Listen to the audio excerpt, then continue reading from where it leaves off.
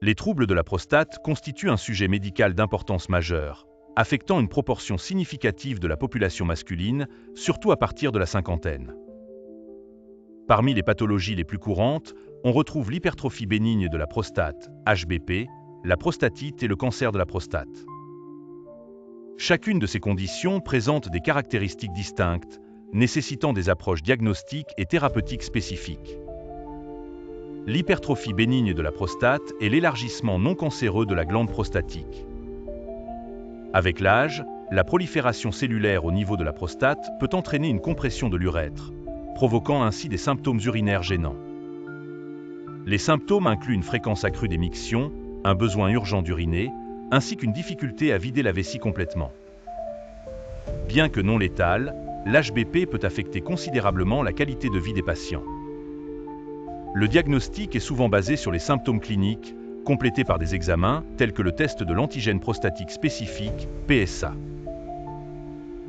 Les traitements incluent les médicaments alpha-bloquants, les inhibiteurs de la 5-alpha-réductase et dans certains cas, des interventions chirurgicales.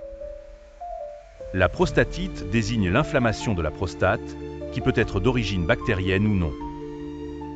Elle se manifeste par des douleurs pelviennes, des troubles urinaires et parfois des symptômes grippaux dans le cas d'une infection aiguë. Le traitement dépend de la cause et peut inclure des antibiotiques, des anti-inflammatoires ou des thérapies de soutien pour les formes chroniques.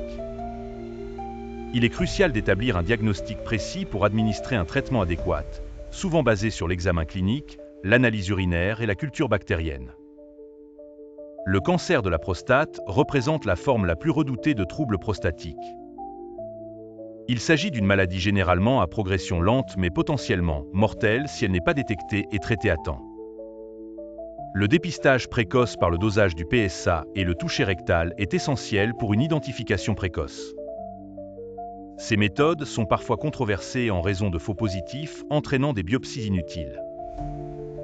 Le traitement varie en fonction du stade et de l'agressivité du cancer, incluant l'abstention vigilante, la radiothérapie, la chirurgie radicale et les thérapies hormonales.